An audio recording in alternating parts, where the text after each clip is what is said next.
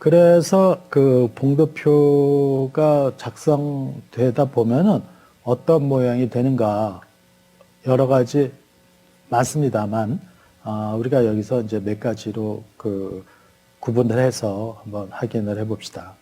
그래서 그리고 그 유형별로 경제적 의미는 무엇인가를 또 그거를 어떤 식으로 투자에 활용할 수 있는가를 한번 살펴보는 거예요. 첫 번째, 이게 뭐예요? 그 양봉에다가 첫 번째 그림입니다. 양봉에다가 위아래가 다 꼬리가 있는 경우예요. 이게 무슨 말이냐면은 이 얘기는 시가, 종가, 그리고 고가, 저가가 각각 다른 양봉이죠. 그러니까 아까 앞에서 볼 때 이런 경우죠. 이런 경우. 첫 번째 그림. 위아래 다 꼬리가 있는 경우예요. 그러면은 이거는 그날 가격이 이렇게 나타낼 수 있나요? 그날 가격이 요 높이, 여기서 시작을 해서 높이 여기까지 올라갔다가 내려왔다가 다시 이렇게 돼서 끝났다. 이렇게 볼 수 있는 거죠. 그렇죠? 이렇게 올라왔다. 이렇게 해서 끝나긴 여기서 끝났다. 이거. 그렇습니다. 뭐 그림에 따라서는 다르게 그릴 수도 있죠. 여기서부터 이렇게 내려왔다가 이렇게 올라갔다가 이렇게 떨어졌다고 할 수도 있죠. 이 얘기는 무슨 얘기냐면은 그래도 빨간색으로 되게 끝났잖아요. 그러니까 이거는 일단 매수 세력이 우세하다라는 뜻이 돼요. 매수 세력이 우세하다. 그런데 이런 형태가 저가권에서 형성되면은 저가권, 그러니까 좀 낮은 상황에서 이런 봉도표가 나타나면은 주가가 상승 공면이 아니고요, 국면입니다. 국면. 잘못 썼어요. 상승 국면으로 전환되는 경우가 많다. 이런 거예요. 그러니까 이거를 저가권에서 형성되면 주가가 상승 국면으로 전환되는 경우가 많다. 한번 확인해 볼까요? 가봅시다. 여기서 봅시다. 여기서 보면은 그런 꼬리가 나타난 게 어디서? 이런 데는 아니에요. 이런 데는 그 주가가 저가권이 아니잖아요. 저가권이 아니니까 이렇게 이런 데서 나타나는 저런 모양은 의미가 달라요. 아까 뭐냐면은 이렇게 많이 내려가서 이렇게 이제 요쯤 가가지고 이게 저가권 아닙니까? 이 부분이 이쪽이 고가권이죠. 이쪽은 그러니까 저가권에서 이렇게 나타나는 요 빨간 것들, 요게 나타나기 시작하면은 이거는 이제 상승 국면으로 전환되는 경우가 많다 이거예요. 여기서도 보면은 이렇게 갔다가 이쪽에서 이렇게 내려왔을 거 아닙니까? 그러니까 여기서 저가권이란 말이에요. 그러니까 여기서 나타나는 빨간 거는 상승 국면으로 전환되기가 쉽다. 또 이렇게 내려왔다가 여기서 상승 국면으로 또 쭉 여서 여기서도 상승 국면, 여기서도 상승 국면. 그러니까 저가권에서 이게 나타나면은 상승 국면으로 이제 전환된다. 빨간 게 나타났다고 해서 다 상승 국면으로 전환된다는 게 아니고 그 중에서도 이런 모양이 나타나야 된다. 이런 모양.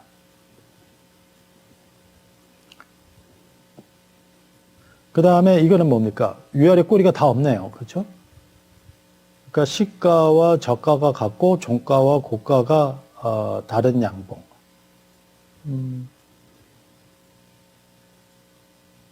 그러니까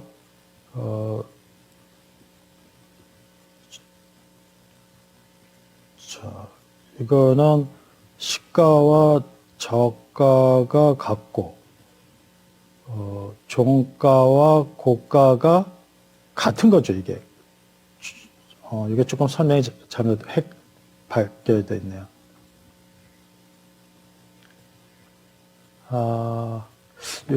미안합니다. 이게 그림이 바뀌었습니다. 요 그림과 요 그림이 바뀌어 있네요.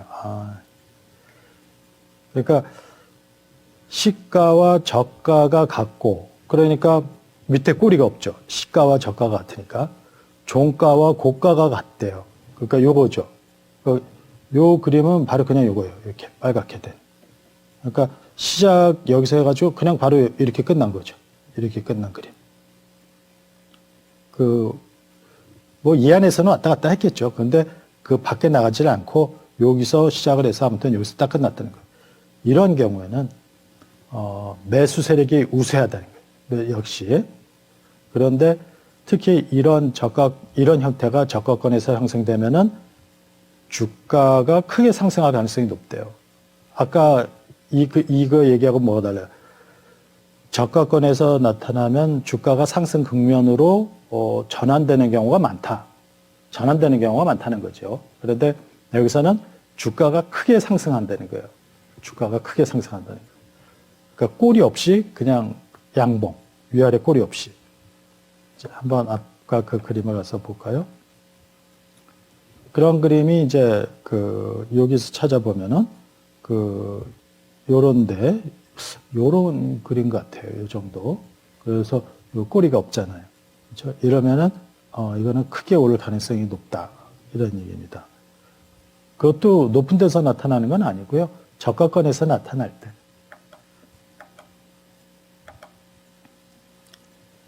그리고 이제 여기 가서 봅시다. 시가와 저가가 같고, 시가와 저가가 같으면은 밑에 꼬리가 없다는 거예요. 근데 종가와 고가가 다르다? 이거는 우에 꼬리는 있다는 거죠. 그래서 요걸 얘기합니다. 요걸 얘기하는 거고. 그러니까 이거는 주가가 상승세를 타고 있다 이거예요. 근데 그림을 그려보면은 이건 이렇게 될 거 아니에요. 이렇게 빨갛게 돼 있고 여기에 꼬리가 있다 그랬죠? 그러니까 여기서 시작을 해가지고 이렇게 올라갔다가 이렇게 내려오고 이렇게 내려와서 멈춘 거예요. 그러니까 주가가 상승세이긴 한데 고가권에서 요만큼 매도 세력에 의해서 밀려 내려왔다는 거잖아요. 그래서 종가는 고가보다 낮게 체결됐다는 의미다. 이런 형태가 고가권에서 나타나면은 주가는 곧 하락할 가능성이 높다 이거예요. 이런 형태가 고가권에서 나타나는. 왜냐면은 그날 쭉 잘 올라갔지만 그 끝부분에서 이게 너무 많이 올랐다라고 싶어서 사람들이 내다 팔기 시작하는데 내다 팔는 게 다 실현되지 않은 상태에서 끝났을 가능성이 높다 이거예요. 그러니까 이날 이후에는 주가가 곧 하락할 가능성이 높다는 뜻이 됩니다. 자, 이번에는 여기 종가와 고가가 같고 종가와 고가가 같으니까 이제 위에 꼬리가 없죠. 시가와 저가가 다르다. 그러면은 밑에 꼬리는 있다는 거예요. 그러니까 이거는 어떤 형태의 그림이 되냐면은 여기서 시작을 해가지고 이렇게 내려갔다가 이렇게 올라가면서 끝난 거예요. 그러니까 이렇게 이제 그림을 그리면은 요게 빨간 게 되고 요 밑에 꼬리가 있는 거죠. 이렇게 내려왔다가 이렇게 올라가서 끝난 거예요. 그러니까 이거는 이제 시세가 전환될 때 나타나는 경우가 많아요. 그래서 보통 저가권에서는 반등이 의미가 있고 저가권에서는 반등 의미가 있고 고가권에서는 반락할 가능성이 크다. 그래서 이거는 매수 세력이 서로 균형 있게 맞서 있는 상태를 의미한다라고 해석을 합니다. 여기서는 이제 대표적인 그림만 보였지 경우의 수는 더 많습니다. 그러니까 이런 경우도 있을 수 있겠죠. 어떤 경우에요? 주가가 이렇게 시작을 해서 내렸다가 올랐다가 딱 떨어진 게 시가와 종가가 똑같다라고 해봐요. 그럼 그림이 어떻게 되겠어요? 그러면은 봉이 없이 그냥 이렇게 되죠. 이렇게 그냥 선. 그리고 위아래 저가와 고가를 반영을 하면은 그림이 어떻게 됩니까? 이렇게 되겠죠. 여기하고 여기. 그래서 이런 십자 모양으로도 나올 수도 있죠. 그러니까 그림은 다양하게 나타날 수가 있어요. 그런데 이제 대표적인 그림 한 4개를 살펴본 겁니다.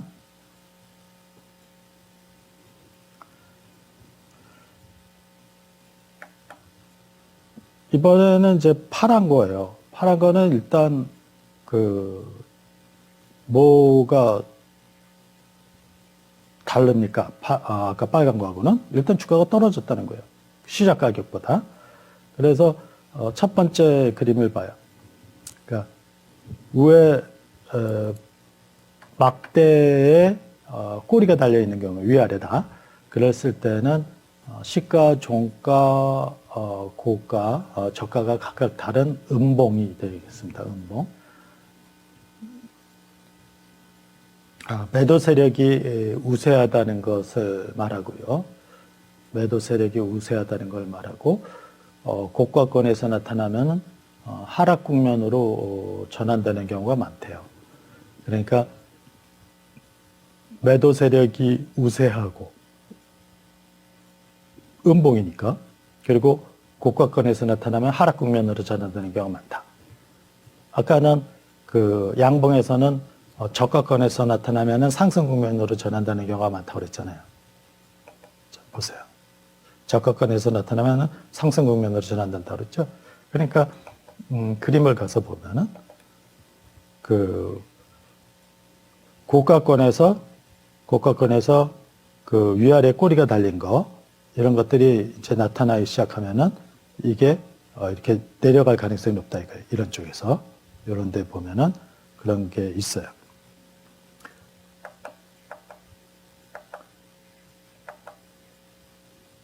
그러니까 이거는 그림을 나타내면 어떻게 되겠습니까? 이날 이렇게 시작을 했다가 이렇게 올랐다가 이렇게 내렸다가 이렇게 된 거죠. 그죠? 그러니까 여기서 시작을 해서 여기서 끝났으니까 이게 봉우리가 될 거고 막대가 되는 거고요. 요 위에가 꼬리가 되는 거죠. 이렇게 여기가 꼬리, 여기가 꼬리 이렇게 되는 거죠. 위아래 꼬리 이렇게 되는 거예요. 물론 이제 요거는 이제 빨간색이 아니고 파란색입니다. 파란색. 그 다음에는 시가와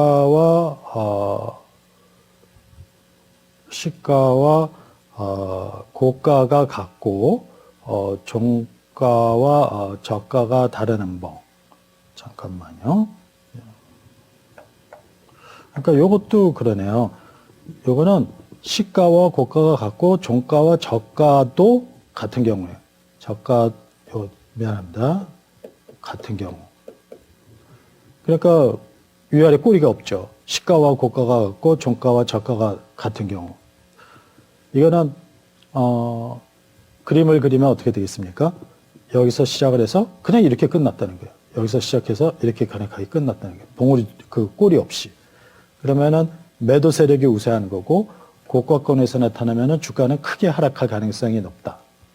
그러니까 꼬리도 없이 이렇게 나타나면 양봉에서는 이게 저가권에서 나타나면 크게 상승한 가능성이 높다고 그랬지 않습니까? 아까서는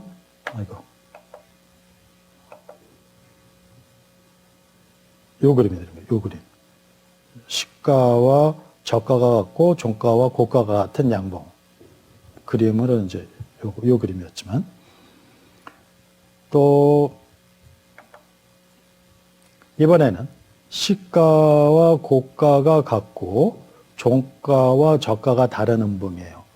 그러니까 그림을 그리면 어떻게 되겠습니까? 여기서 시작을 해서 그냥 이렇게 여기서 시작을 해서 이렇게 떨어졌다가 이렇게 끝난 거죠. 이렇게 떨어졌다 이렇게 끝난 거예요. 그러니까 하락세이지만 저가권에서는 매수 세력이 들어온 거 아니에요? 주가가 올라서. 그러니까 주가의 반등 가능성이 있다라고 보는 거예요. 주가의 반등 가능성이 있다. 이렇게.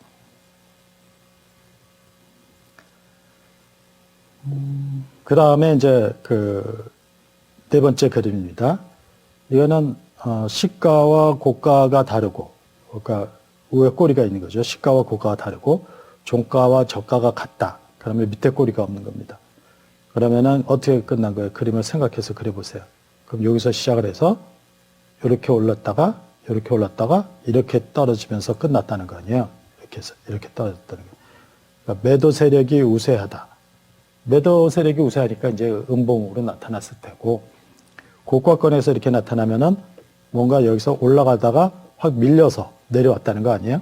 그러니까 주가는 크게 그 하락할 가능성이 높다라고 이해를 하시면 되겠어요.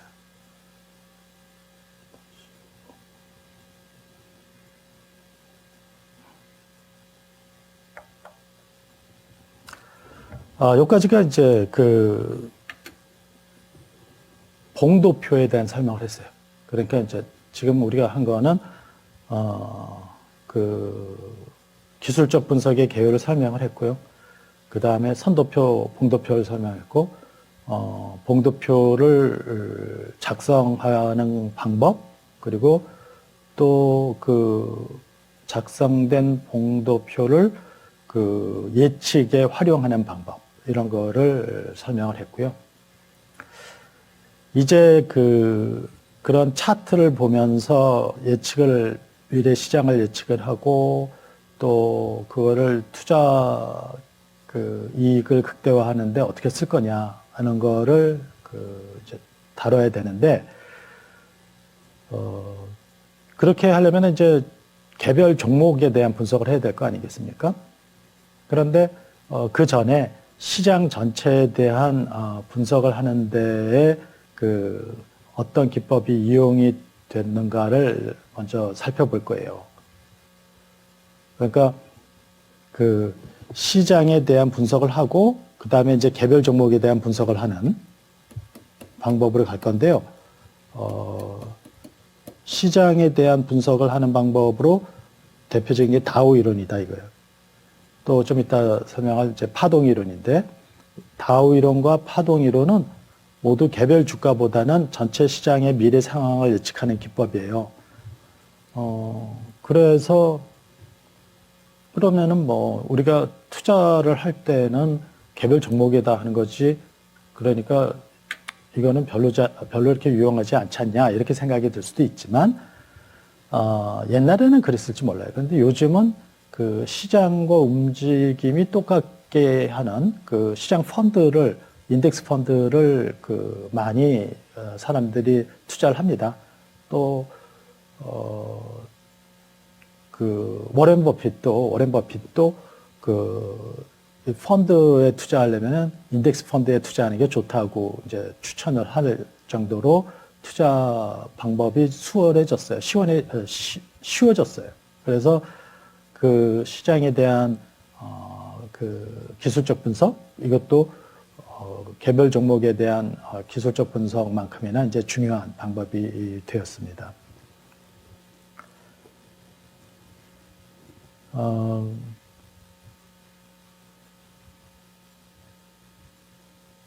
월스트리트 저널 편집장이었던 찰스 다우가 1900년에 개발한 기법이에요. 그러니까 참 1900년에 이 사람들은 벌써 이 시장을 예측하기 위해서, 주식 시장을 예측하기 위해서 이제 이런 기법을 개발해냈던 거죠. 그런데 이게 이제 유명해진 것은 1929년에 미국 증시 대폭락이 있었습니다. 미국 증시 대폭락이 있었어요. 그래가지고 이거를 정확하게 예측했다고 해서 이제 유명해진 그런 기법이 되겠습니다. 그래서 미국 증시 대폭락이 어떤 것이었는가는 이제 좀 이따 설명을 하도록 하고, 다우가 다우 이론을 낼 때에 어떤 내용으로 발표를 했는지, 그러니까 증시 폭락을 예측을 했다고 해서 다 유명해지는 건 아니에요. 그러니까 그냥 내일 뭐 이번 주 안에 큰 폭락이 있을 거다 이래가지고 큰 폭락이 있었다. 그러면 뭐 점쟁이나 아니면은 뭐 그냥 예측을 잘했다, 우연히 잘 맞았다 이렇게 해야지. 그렇게 하는 것은 이렇게 우리가 공부할 만한 의미가 있는 게 아니죠. 근데 이제 이 사람은 그 전부터 이런 식으로 분석을 해왔고, 자기 분석 방법을 제시하고, 그래서 곧 증시 폭락이 있을 거다라고 얘기를 했는데, 그게 이제 맞은 거죠. 그렇게 됐을 때 이제 그 의미가 있는 거죠. 그냥 근거 없이 어떤 분석 기법을 제시한 것도 없이 그냥 주가가 하락할 것 같다라고 해서 그 실제 하락했다고 해서 그 사람이 유명해지는 건 아니라 이런 얘기예요. 그래서 다우 이론의 내용을 살펴보면은 이 사람은 그 주가 변동을 이제 세 개로 그 분류를 했어요. 그래서 첫 번째는 단기 변동, 두 번째는 중기 추세, 세 번째는 장기 추세 이렇게 세 개로 분류를 했습니다. 그래놓고 단기 변동은 매일매일 이렇게 주가 변동하는 건데 이거는 별 의미가 없는 거다라고 얘기를 했어요. 우리가 그 기술적 분석의 그 기본 과정에서 그런 얘기를 했잖아요. 그러니까 매일매일의 주가 변동은 의미가 없고 그걸 좀 장기간으로 보면은 어떤 추세가 추세가 형성되면서 의미를 갖게 된다 이런 얘기를 했잖아요. 그래서 이 사람이 단기 변동은 매일매일의 주가 변동인데 이건 별로 의미가 없다 그렇게 얘기를 한 거고, 그 다음에 중기 추세는 수주간 또는 수개월간의 주가 변동을 이 사람은 이제 중기 추세라고 했어요. 1년이 넘지 않죠, 중기 추세는. 그래서 이런 그 중기 추세를 정의를 하고, 그 다음에 이제 장기 추세로는 그 2년부터 10년까지 또 갈 수 있다. 그래서 연 단위가 되면 이제 장기 추세가 되는 거예요. 장기 추세가 돼요. 그래서 이런 그 추세를 가지고 이 사람이 얘기하는 것은 중기 추세는 잘 분석을 하게 되면은 장기 추세의 전환 시기를 알려준다는 얘기예요. 그러니까 단기 변동, 중기 추세, 장기 추세가 있는데 중기 추세를 분석을 해서 장기 추세의 전환 시기를 포착하는 기법이다라고 이해하시면 되겠어요. 그래서 중기 추세는 장기 추세를 예측할 수 있는 기법, 어떤 신호의 역할을 해주는데, 그럼 어떻게 중기 추세로 장기 추세를 예측하냐? 그것을 제시한 거죠, 이 사람이.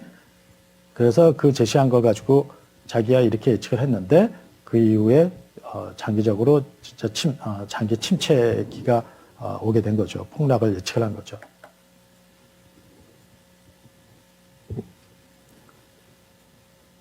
그래서 보면은 그 다우 이론의 이용 방법을 이런 식으로 나타냈어요. 그 빨간 게 장기 추세가 되겠고요. 그 파란 게 중기 추세가 되겠습니다. 그랬을 때 장기 추세의 정점이 바로 A예요. A. 그래서 A를 기준으로 왼쪽을 봐라. 그랬을 때 새로운 중기 추세의 바닥점, 그러니까 새로운 중기 추세의 바닥점이 이전의 바닥점보다 높으면, 자, 이게 무슨 말이에요? 새로운 중기 추세의 바닥점이 여기예요. 그런데 새로운 중기 추세의 바닥점, 이게 여기보다 높잖아요. 그리고 또 여기에 새로운 중기 추세의 바닥점, 이게 또 이거보다 높잖아요. 이렇게 되면은 이거는 장기 추세가 상승 국면에 들어가 있는 거다, 이거. 그러니까 이때는 주식을 매입해야 되는 시기다, 이거. 그러면은 그것이 언제 끝나냐? A의 오른쪽을 보십시오. 그러면 A의 오른쪽을 보면은 새로운 중기 추세의 최고점. 이번에는 최고점이에요. 새로운 중기 추세의 최고점. 여기가 새로운 중기 추세의 최고점입니다. 그리고 여기 새로운 중기 추세의 최고점이에요. 이것이 아까는 뭐라고 그랬어요?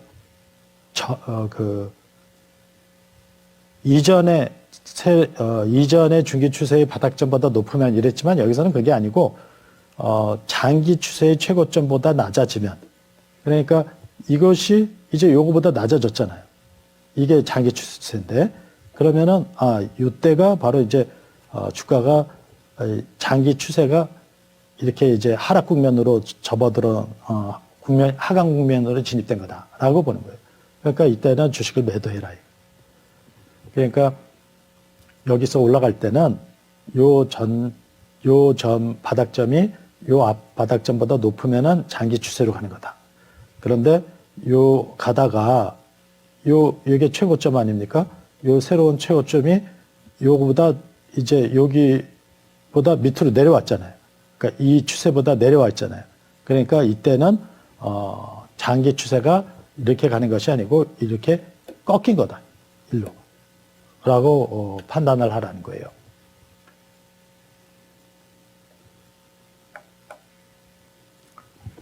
그런데 다우 이론에 이제 한계가 있습니다. 중기 추세와 장기 추세를 구별해내기가 쉽지가 않다. 이 사람이 아까 중기 추세는 수주부터 수개월이라고 했고, 장기 추세는 2년부터 뭐 10년까지도 갈 수 있다고 했는데, 어떤 사람은 한 달을 중기 추세로 보고, 어떤 사람은 뭐 3달을 중기 추세로 본다. 그러면은 결과가 달라질 수 있잖아요. 또 장기 추세도 어떤 사람은 2년으로 보고 어떤 사람은 5년으로 보고 이렇게 되면은 달라지잖아요. 그러니까 중기 추세와 장기 추세를 좀 딱 잘라서 얘기를 안 하고 이렇게 언제부터 언제까지 이렇게 길게 범위를 넓게 얘기하니까 이게 분석자마다 다르게 볼 수가 있지 않냐. 근데 사실은 그게 현실적이긴 하죠. 왜냐하면은 옛날보다 지금은 상황에 따라서 추세가 자꾸 짧아지기는, 그러니까 상황에 따라서 어떤 땐 길어질 수도 있고 짧아질 수도 있지만 최근 추세는 점점 더 짧아지는 추세예요. 왜냐하면은 정보 전달이 굉장히 빠르잖아요. 옛날에는 그런 정보 전달이 늦었었는데 지금은 뭐 IT나 뭐 이런 발달로 해가지고 동시적 정보 입수가 가능하니까, 그래서 좀 추세가 짧아지고 있다. 그리고 장기 추세의 전환점을 찾는다고 해도 사후적으로 확인이 늦게 되기 때문에 신속하게 투자를 하는 데는 좀 어렵지 않냐 이런 얘기예요. 그러니까 여기서 예를 들어 보면은 여기서 이렇게 꺾이는 여기를 알면 벌써 이만큼 내려오질 않았냐. 그러니까 신속하게 빨리 팔고 또 이익을 취하는 데는 그렇게 즉각적인 유용성은 좀 떨어진다 이런 얘기죠. 그러면은 우리가 이제 이 다우 이론이 예측했다는 1929년 주가 폭락 사태를 잠깐 설명을 하겠습니다.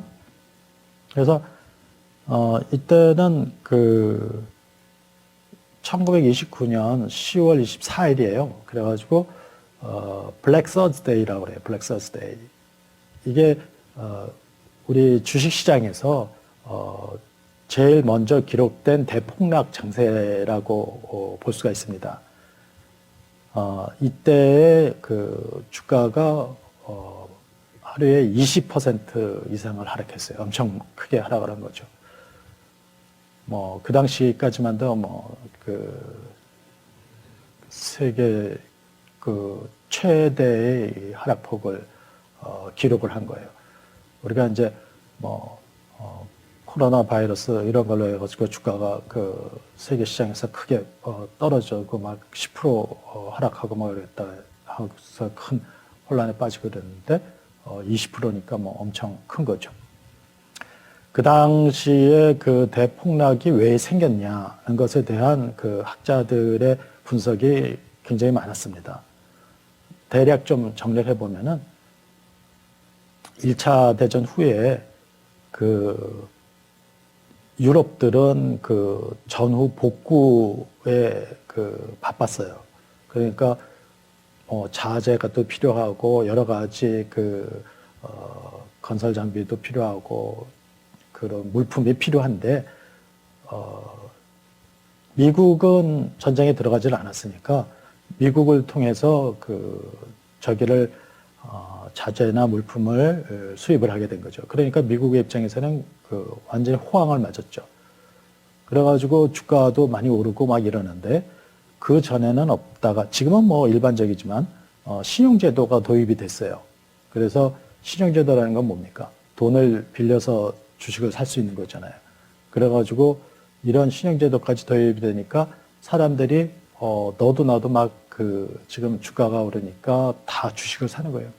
그래서 주식시장이 거의 투기장화되다가 어느 시점에서 버블이 생긴 거죠. 그러다 보니까 시세 차익을 노린 매물이 쏟아져 나오니까 가치들 이거 위험한가 보다 이래가지고 마구 내다 판 거죠.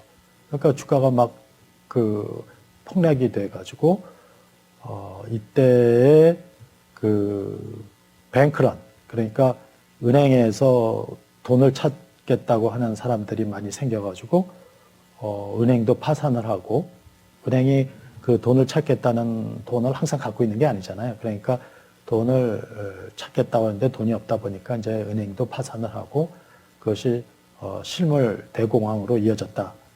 그래서 이제 케인즈 같은 사람들은 이 주식으로 돈을 쓸 수 있는 줄 알았는데 주식이 폭락을 해서 돈을 쓸 수가 없고, 또 은행에 가서 돈을 찾으니까 돈도 못 찾고, 그러니까 실제로 소비로 이어지지를 못한다 이거예요. 소득이 옛날에 많았던 것이 소비로 이어지지 못하니까, 그래서 대공황이 왔다라고 분석을 하죠.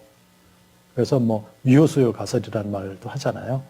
경제학 공부한 사람들은 알겠지만, 그래서 이때 가격이 크게 폭락을 한 사태가 있는데, 이때의 예측을 다우 이론으로 정확하게 맞췄다 이겁니다. 그 다음에 이제 파동 이론이라는 게 있어요. 파동 이론은 뭔가 하니 엘리어트라는 사람이 1939년에 그동안의 주가 흐름을 쭉 분석을 해서 주가 변동은 상승 파동 5개하고 하락 파동 3개로 구성돼서 이것이 계속 반복돼서 나타난다라는 것을 찾아냈어요. 이 사람이 이런 발표를 했을 때는 별로 관심을 못 받다가 1970년대 말에 프레이터가 이 파동 이론을 가지고 80년대 말에 증시가 크게 폭락할 거라는 것을 예측을 했어요.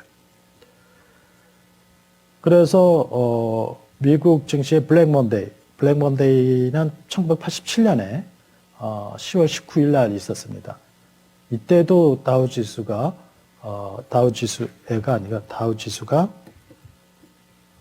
하루에 20% 이상 폭락을 했어요. 그래가지고 그 당시에 전 세계가 또 한번 크게 경악을 했는데, 이때도 왜 갑자기 이렇게 20% 이상씩이나 크게 폭락을 했느냐. 이게 하루에 폭락한 걸로는 제일 컸어요. 그러니까 전에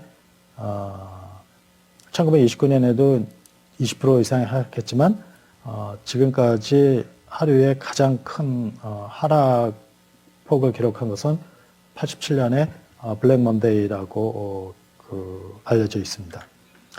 이 당시에는 미국의 레이건 대통령이 경제 정책을 잘 해가지고 레이거노믹스라고 하는데, 그게 이제 실물 호황을 가져왔어요.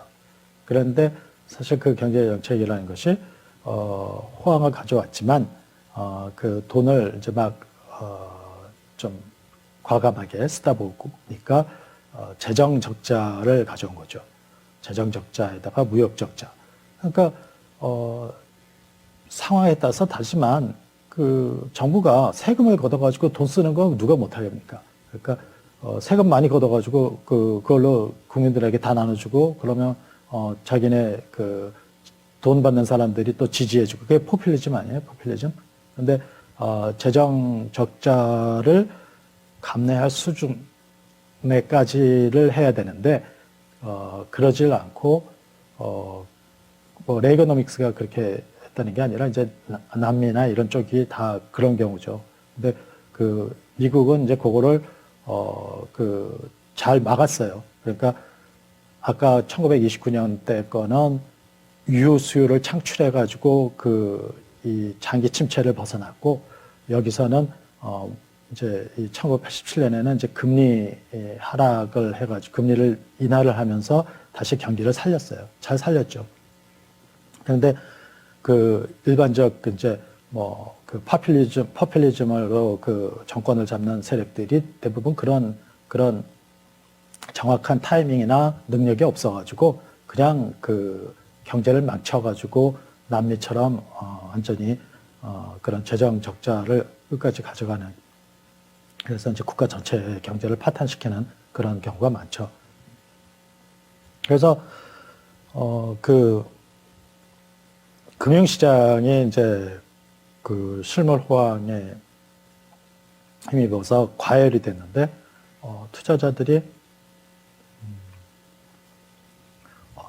금융시장이 너무 과열됐다라는 그 우려를 했던 거죠.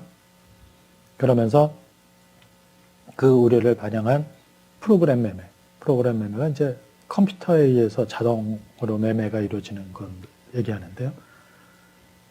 이 컴퓨터에 의해서 자동으로 매매를 하니까 얼마 가격으로 얼마 이상 떨어지면은 손절매를 하였고 매도를 해라, 그런 프로그램이 들어있단 말이에요. 그러니까 저쪽 그 가격이 떨어지기 시작하니까 이쪽 프로그램에서도 매도하고 저쪽 프로그램에서도 매도하고 막 서로 그걸 이제 캐시케이드 이펙트라고 합니다. 그러니까 폭포 효과라고.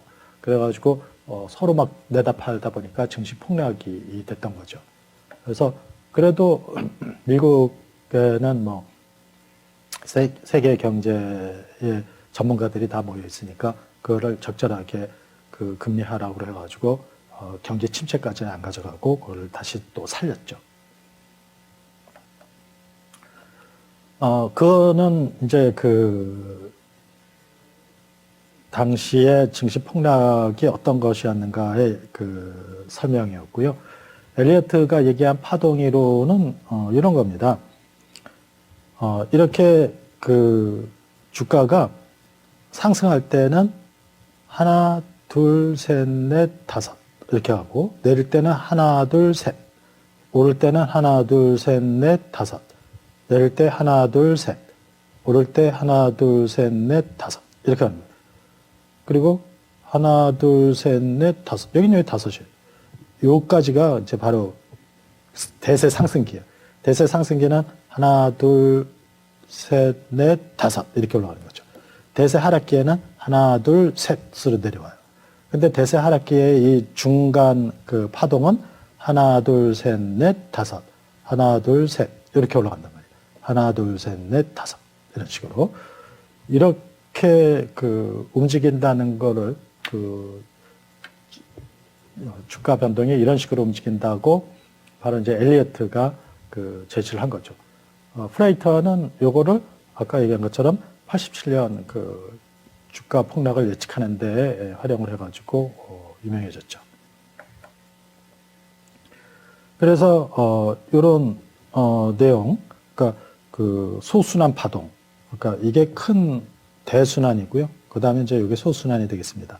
그래서 그 요 소순환 파동을 다섯 셋 이런 식으로 간 거 보면은 이 전체가 또 하나의 대순환이 돼가지고 하나, 둘, 셋, 넷, 다섯 이런 식이 된다 이거예요. 그러면서 요렇게 나타나면은 이제는 떨어질 때다라고 해서 이제 요 부분을 프레이터가 예측을 한 거죠. 자, 여기까지 해서 정리를 하겠습니다. 이번 시간에 한 거는 기술적 분석의 이제 기초 개념인데, 기본적 분석은 주식의 내재 가치를 구해서 좋은 종목을 찾아내는 것이고, 기술적 분석은 주가 변동 추세를 이용해서 매매 시기를 결정하는 거다. 그리고 두 번째, 기술적 분석에서는 주가와 거래량에 대한 도표 분석이 주된 내용을 이루고 있다. 세 번째, 도표에는 선도표와 봉도표가 이용되는데 특히 봉도표는 주가 변동에 관련된 많은 정보를 담고 있다. 그래서 이거를 잘 활용해야 된다는 얘기입니다. 주식시장 전체에 대한 분석과 예측에 이용되는 대표적인 기술적 분석 기법이 다우 이론과 파동 이론이다. 다우 이론은 중기 추세를 이용해서 장기 추세를 예측하는 기법이에요. 그러니까 단기 변동은 무시하고 그러면서 이게 1929년에 증시 대폭락을 예측을 해서 유명해졌고 파동 이론은 주가 변동의 순환 법칙을 설명하는 건데요.